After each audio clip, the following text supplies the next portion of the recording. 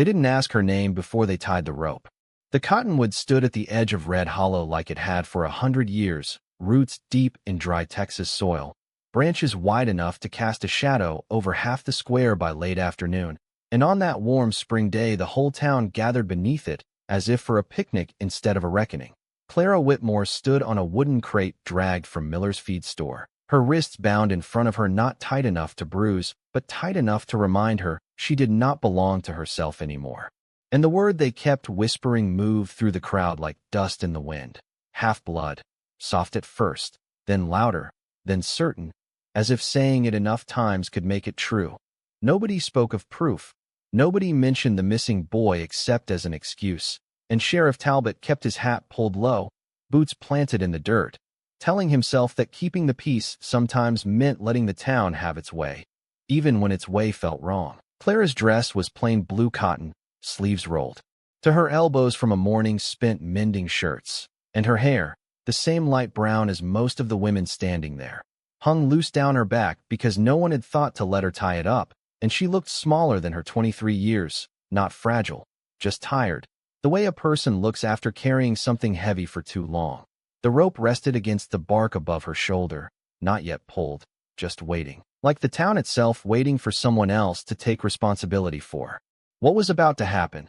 A few boys stood on tiptoe to see better, men folded their arms, women pressed handkerchiefs to their lips, and Reverend Pike murmured a prayer that never quite formed into words. Clara did not cry, did not beg, did not confess to anything she had not done. She only lifted her chin an inch and searched the faces for one she recognized as kind, and found none brave enough to meet her eyes. The accusation had started at sunrise, born from a rumor that her mother once loved a man who passed through with darker skin and a different language, and in Red Hollow that was enough to stain a daughter for life. By noon the rumor had hardened into judgment, and by 3 o'clock judgment had grown a rope. Somewhere a screen door slammed, somewhere a horse snorted against its reins, and the air smelled of dry grass and iron, as if a storm might be thinking about rolling in. Clara thought of the small room she rented behind the tailor's shop, of the quilt folded at the foot of her narrow bed, of the way the wind moved through the prairie at dusk like a whisper from God, and she wondered if anyone would remember that she sewed wedding dresses, that she once stayed up all night to mend Mrs. Carter's coat before winter, that she had never raised her voice at anyone in that square. A man near the front cleared his throat and said it was time, not cruelly, just firmly, the way one might announce supper, and the crate beneath her boots shifted slightly as someone adjusted it. The cottonwood leaves rustled overhead, sunlight flickering across her face, and for a heartbeat the whole town held its breath, suspended between what it was and what it was about to become. The crate rocked once more beneath Clara Whitmore's boots, not enough to topple her, just enough to remind everyone how fragile the balance was. And in that uneasy stillness the sound of distant hoofbeats drifted across the open prairie, faint at first, then steady, the kind of rhythm that carried weight. Red Hollow was small enough that any rider approaching at that hour would be noticed, and heads began to turn toward the north road, where heat shimmered above the hard-packed earth. Sheriff Talbot squinted into the glare, his hand resting on his belt not in threat, but in habit, while Reverend Pike lowered his unfinished prayer and cleared his throat as if the interruption were inconvenient. The rope above Clara's shoulder swayed lightly in the breeze, brushing the rough bark of the cottonwood, and she followed the sound with her eyes because it was the only movement in the square that did not look at her with judgment. The rider emerged from the haze a quarter-mile out, horse dark, against the pale land, posture straight in the saddle, unhurried, and a murmur passed through the crowd like wind through dry wheat. Elijah Boone was not a loud man, not the kind who sought gatherings, but everyone in Red Hollow knew the broad-shouldered rancher whose cattle grazed 5 miles north along Clear Creek, the man who delivered beef through harsh winters and never raised his price when feed ran thin. He rode into town without spurring his horse, boots dusted from miles of fence line, hat low over steady eyes that took in the scene in one long sweep. The tree, the crate, the bound hands, the faces he had known for years. No one called out to him. Yet space opened instinctively as he dismounted, the leather of his saddle creaking in the quiet, and he tied his reins to the hitching post as if he had come to buy nails or salt, Instead of walking into a verdict, Clara watched him with something that was not hope and not despair, simply recognition, because she had once stitched a tear in his work shirt, and he had thanked her with a nod and exact change. No more, no less. Elijah removed his gloves finger by finger, slow enough that every man in the square felt the weight of it, and then he stepped closer. To Sheriff Talbot, close enough to speak without raising his voice. "What happened?" he asked, not angry, not accusing, just direct, and the sheriff shifted his stance as though the question carried more burden than the rope above. "Rumor," someone muttered from behind. "The boy missing since dawn. Tracks leading nowhere. Suspicion falling where it always fell when fear needed a face." Elijah's gaze moved to Clara, who stood straight despite the tremor in her knees, and for a brief moment their eyes met under the wide Texas sky. And in that exchange there was no accusation, only a silent measure of truth. The cottonwood leaves rustled again, sunlight sliding lower toward late afternoon, and the town waited, not for noise, not for force, but for what Elijah Boone would say next, because even those who had tied the knot understood that some men carried a different kind of authority, the kind built over years of quiet fairness and miles walked alone across open land. The square held its breath as Elijah Boone looked from Sheriff Talbot to the men nearest the tree, and when he finally spoke his voice did not rise above a calm baritone, yet it carried across every boardwalk and storefront as clearly as a church bell. "Where is the proof?" he asked again, and this time the words did not drift away unanswered but settled heavy on shoulders that had come prepared for noise, not questions. Someone mentioned footprints near Miller Creek. Someone else swore they saw Clara walking at dawn, yet no one stepped forward with certainty, and the story shifted with every telling like loose sand under boots. Elijah listened without interrupting, hat brim casting a narrow shadow over steady eyes, and when the last excuse thinned into silence he nodded once as if confirming what he already knew, that fear had outrun fact. Clara stood very still on the crate, wrists bound but chin lifted, the rope above her unmoving now, and she felt the strange sensation of being both invisible and the center of everything at once. Elijah turned to her then, not to examine, not to accuse, simply to look, and in that look was the quiet recognition of a man measuring character rather than rumor. "You ever seen this woman harm a soul?" he asked. The crowd, and a few heads lowered because they had not. "She sewed your children's Sunday shirts," he continued, "fixed your winter coats when the cold snapped hard at 10 below, and never once charged extra when times were thin." The wind stirred dust along the edges of the square, and a loose shutter tapped against brick, small sounds that suddenly seemed louder than the people gathered there. Sheriff Talbot shifted his weight and muttered that the town could not ignore suspicion, and Elijah replied that suspicion was not justice, it was only fear wearing boots. A murmur rolled through the onlookers, uneasy now, uncertain, and the certainty that had brought them together began to fracture like thin ice under too much weight. Clara felt her heartbeat slow for the first time since morning, not because she believed she was safe, but because someone had finally spoken her name without contempt. Elijah stepped closer to the tree, close enough that he could reach the rope if he chose. Yet he did not touch it, not yet, and that restraint held more power than any sudden motion. He faced the sheriff squarely and said that if there was evidence it should be brought forward, and if there was none then the town would have to answer for what it nearly did. The cottonwood leaves rustled overhead, sunlight dipping lower toward the horizon, and one by one the men who had stood tallest began to feel smaller under the weight of a question they could not answer. Red Hollow had expected noise, perhaps even defiance, but what it received instead was something harder to fight, a calm insistence that truth mattered more than rumor, and in that widening silence the balance of the square began, almost imperceptibly, to shift. For a long moment no one moved, as if the entire town had been carved from the same block of dry timber, stiff and unwilling to bend. And then old Mrs. Carter stepped forward from the edge of the crowd with her shawl pulled tight around her shoulders despite the warm air. She did not raise her voice, yet the tremor in it carried farther than a shout as she said that Clara had been at her house at first light, mending a torn sleeve while the kettle boiled, and that she had left only after the church bell struck 7. A few heads turned sharply, surprise cutting through certainty, and Elijah Boone did not look triumphant, only attentive. as though he had expected truth to surface if given room. Sheriff Talbot frowned and asked why this had not been said sooner, and Mrs. Carter replied that no one had asked, that the men had come pounding on doors with anger already decided, and fear had a way of sealing lips. The wind shifted across the square, carrying the scent of dust and sun, baked wood, and somewhere a child began to cry before being hushed quickly by his mother. Another voice rose from the back, young Thomas Miller, cheeks flushed, admitting he had seen the missing boy running toward the creek with a fishing pole just after breakfast, laughing, not chased, not frightened, simply free. The story that had seemed so solid an hour earlier now felt thin as paper, and the rope hanging from the cottonwood swayed slightly. No longer a symbol of certainty, but of haste. Clara felt the weight of the crowd's eyes change, not softer yet, but uncertain, and she drew a slow breath that tasted of warm air and possibility.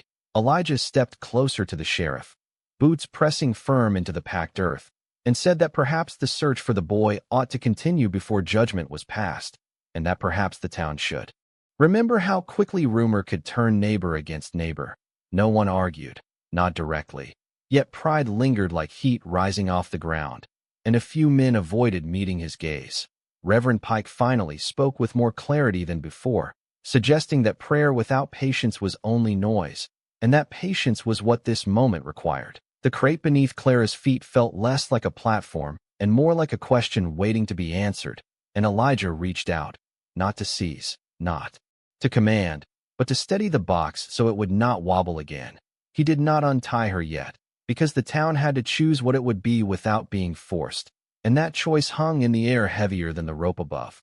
Far off, beyond the low buildings and the open fields stretching miles toward the horizon, a faint shout echoed from the direction of Miller Creek, and several heads snapped toward the sound, hope flickering where certainty once stood. The square shifted, boots scuffing, hearts recalculating.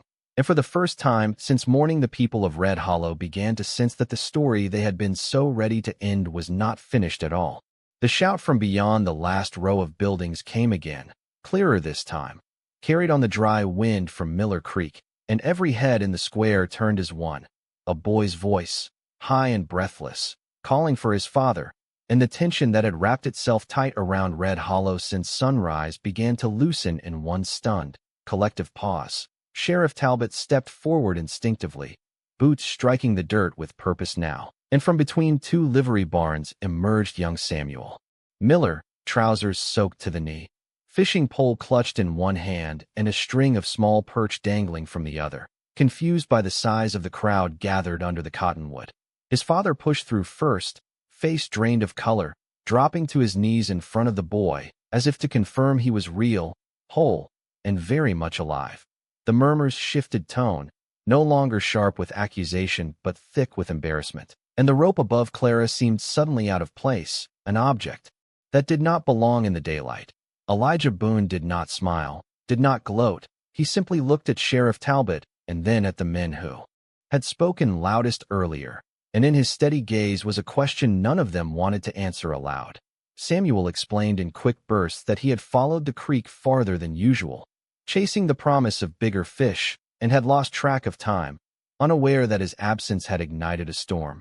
Mrs. Miller gathered him close, tears streaking dust across her cheeks, while Reverend Pike removed his hat and bowed his head, not in ceremony now, but in quiet remorse. The crate beneath Clara's boots felt unsteady again, not from fear this time, but from the sudden shift in gravity around her, and Elijah reached up at last, cutting the rope free from the branch above with a single clean motion of his pocket knife, the fibers falling slack against the bark. He untied her wrists carefully, as if handling something fragile yet unbroken, and stepped back without claiming attention. No one applauded, no one cheered, because the weight of what had nearly happened settled too heavily for celebration.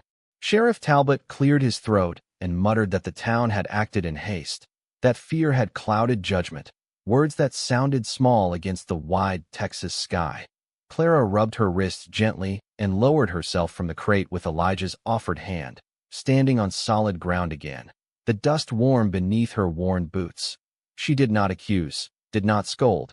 She simply looked at the faces before her, and many of those faces turned away first. the cottonwood leaves whispered overhead. Indifferent witnesses to human folly, and the afternoon sun cast long shadows across the square as if stretching the moment out, so it could not be forgotten. Elijah placed the coil of rope on the sheriff's desk outside the office, not as evidence, not as threat, but as reminder, and then he stood beside Clara without touching her, close enough that no one would mistake his position.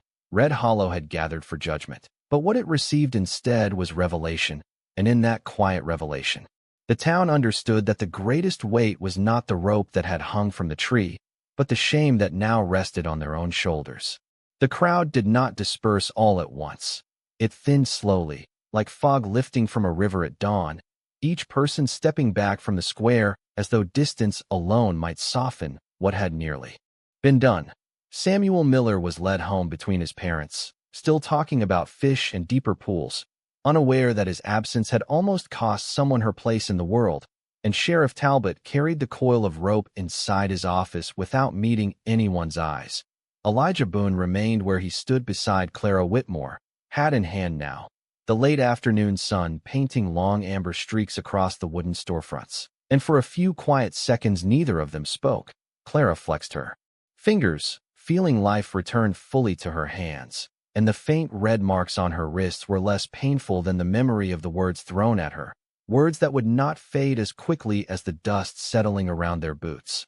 Elijah finally broke the silence, his voice low and steady, saying that she should not walk home alone today, not because she was weak, but because the town needed to see her walk freely.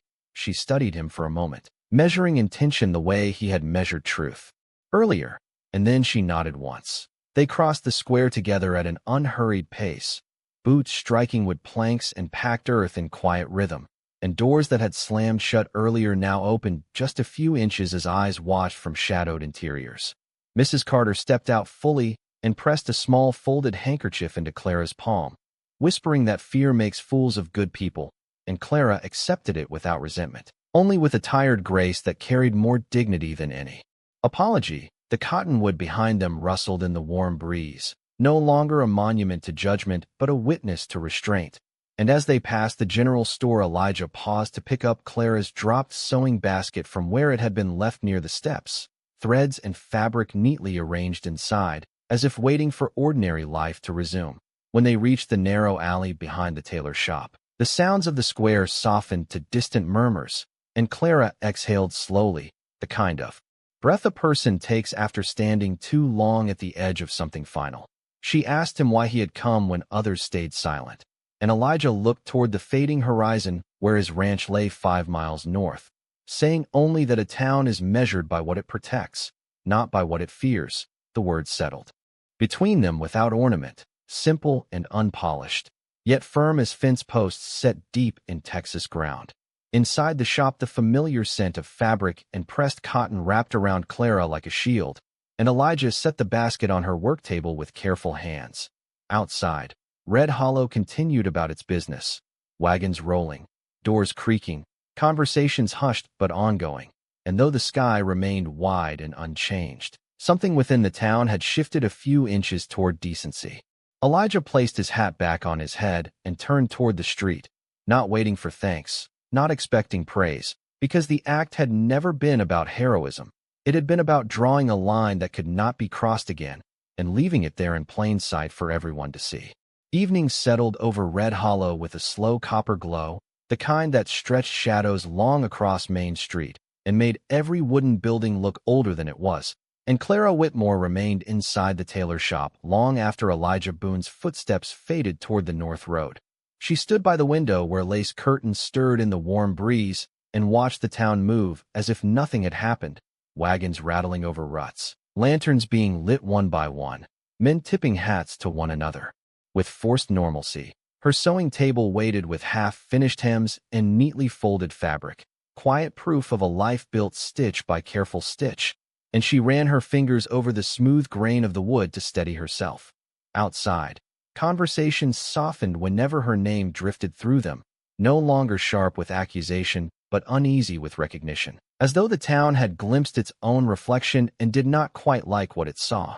Sheriff Talbot walked past the shop twice before, finally stopping at the door, hat in both hands. shoulders heavier than before, and when Clara opened it he struggled to meet her eyes. He said the town had acted too quickly, that fear had clouded reason, words that felt thin but honest, and she listened without interruption. She did not forgive him outright, did not condemn him either. She simply said that truth should not require courage to speak, and the sentence settled between them like a marker set in dry ground. He nodded once and left.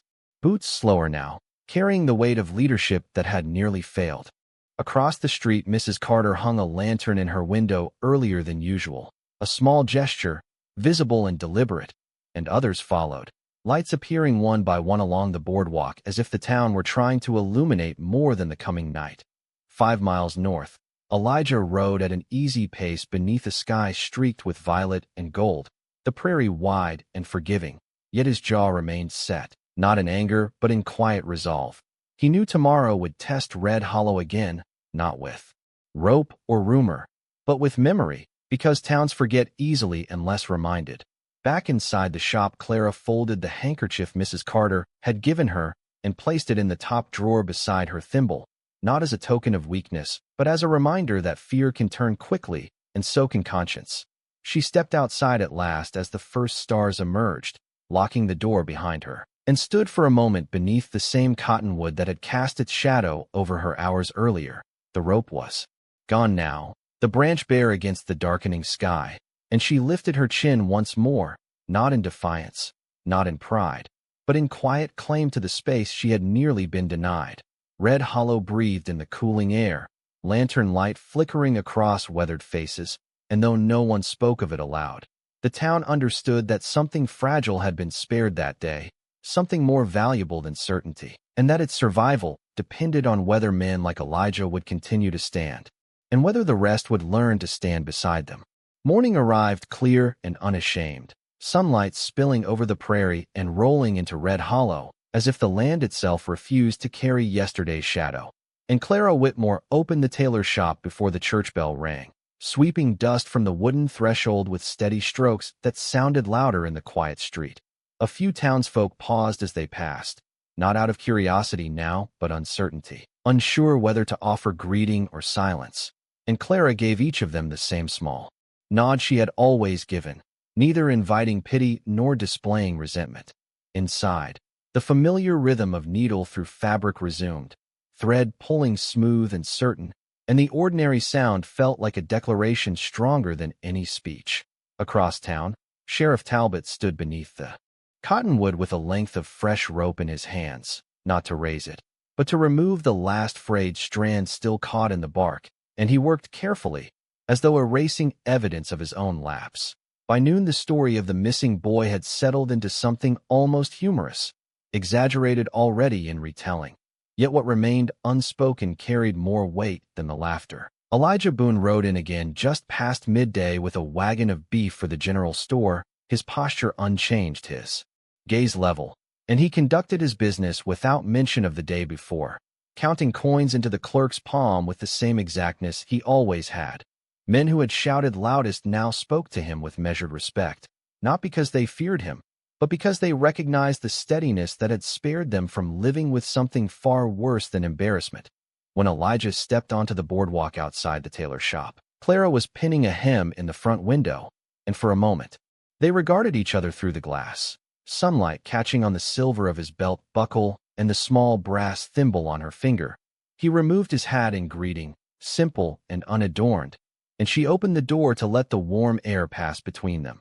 There were no grand declarations, no promises exchanged, only a quiet understanding that standing beside someone does not always require words. A few townspeople witnessed the exchange and did not look away this time, and that small act of staying present felt like progress measured in inches.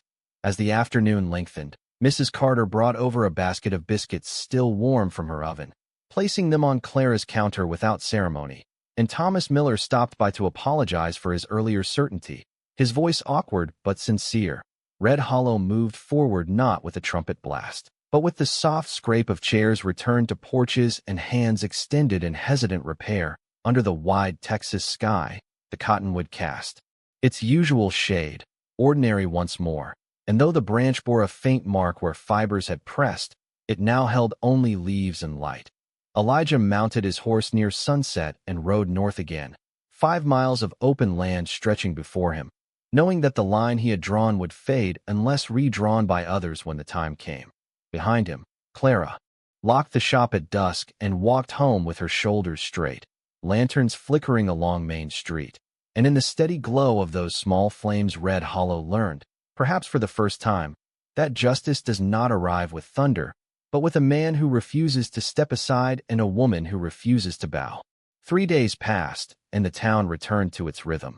Yet something subtle had shifted beneath the surface of Red Hollow, like a current running under calm water. Clara Whitmore noticed it in the way customers lingered longer at her counter, not out of suspicion but out of careful courtesy, as if they were relearning how to stand near her without the shield of rumor. She measured fabric in inches and cut along chalk lines with steady hands. Her movements precise, controlled, the quiet discipline of a woman who understood that dignity is practiced daily, not proclaimed once.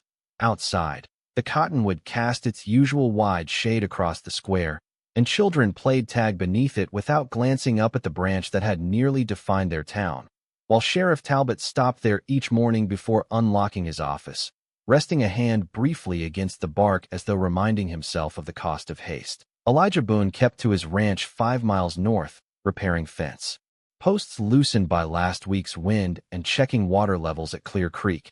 Yet word of what he had done traveled farther than his cattle ever would. A rancher from 15 miles west rode through town and tipped his hat to Elijah without explanation, and Elijah returned the gesture with the same restrained nod, unwilling to let the story swell into legend.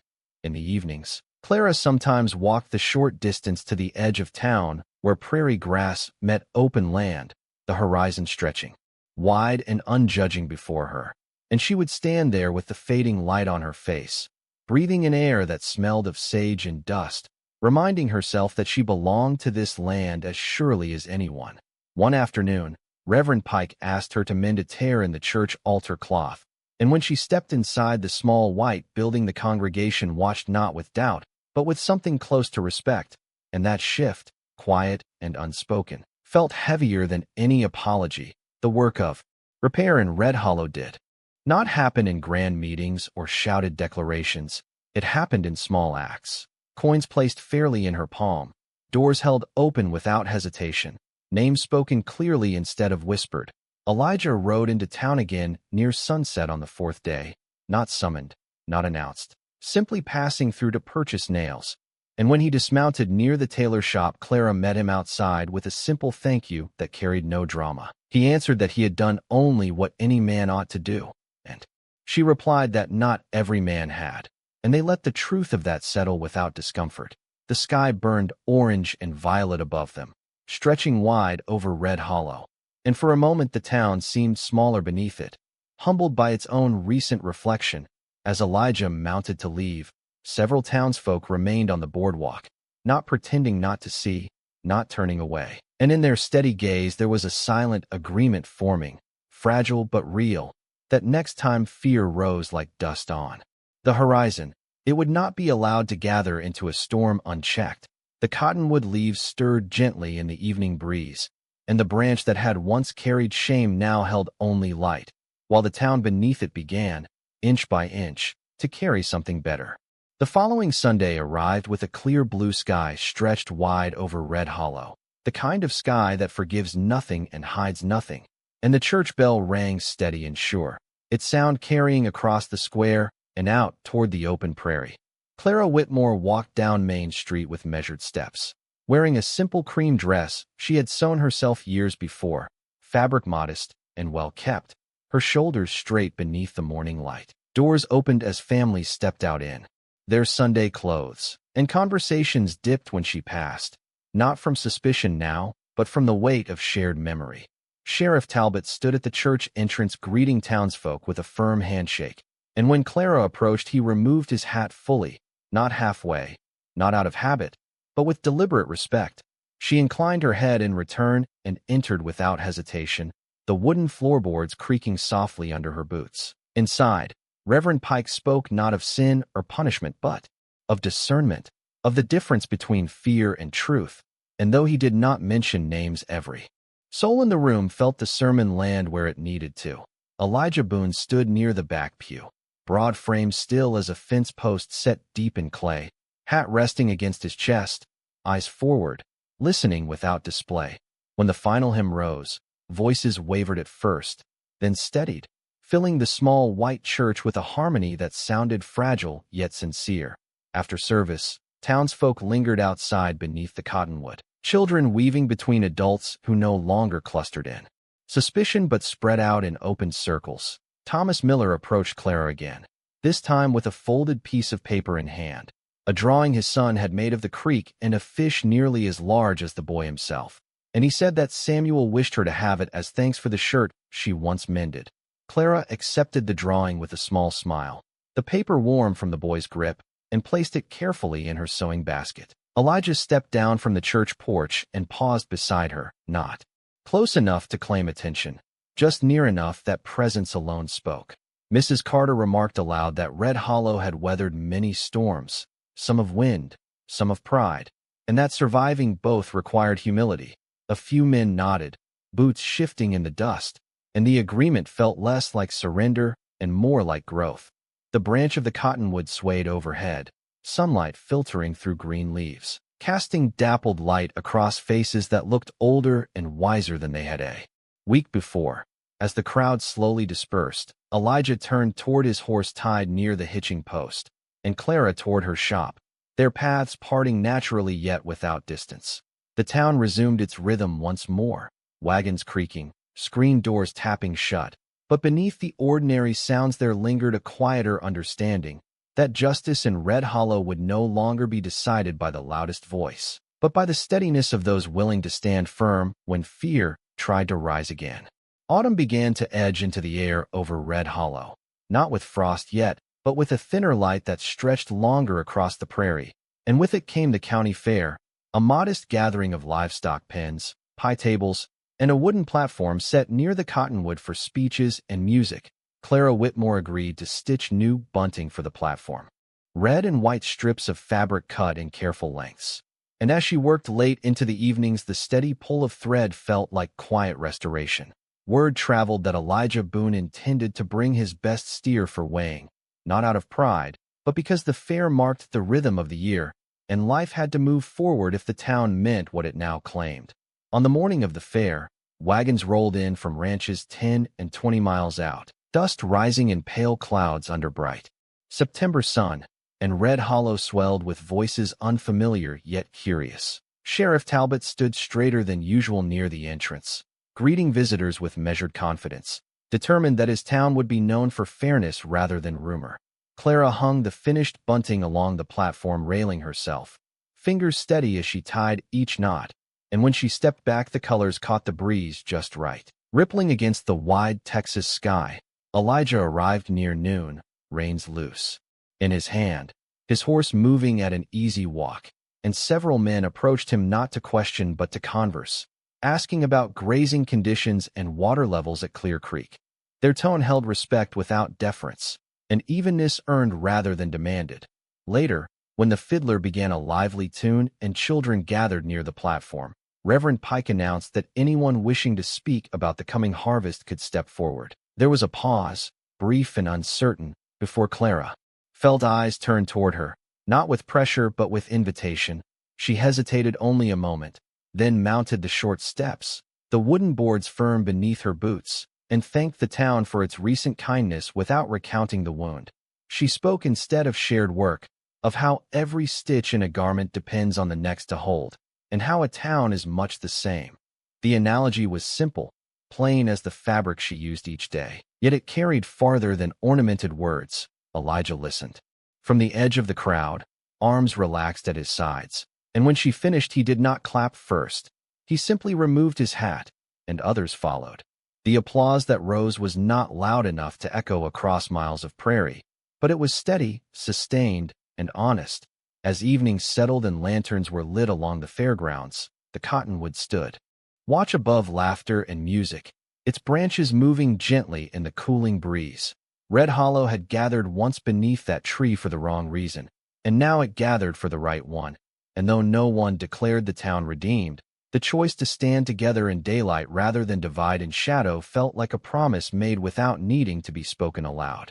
The fair lingered in memory long after the last wagon rolled away, and by the time October settled fully over the prairie, the air carried a crisp edge that sharpened every sound in Red Hollow, from the clang of the blacksmith's hammer to the steady hum of Clara Whitmore's sewing machine. Business at the tailor shop grew steadier than it had ever been, not because sympathy drove it, but because trust had been reforged in quiet increments. And trust, once tested, held stronger than before. One afternoon, Sheriff Talbot stepped inside with a formal notice drafted in careful script, announcing that the town council would be adopting a written code requiring evidence before any public accusation could be acted upon, a small document on plain paper, yet heavier than iron in its meaning. He asked Clara to keep a copy posted in her window beside the hand-painted sign advertising mending and alterations, explaining that it would serve as reminder as much as rule. She read the lines slowly, fingertips tracing the ink, and saw not perfection but intention, which was enough.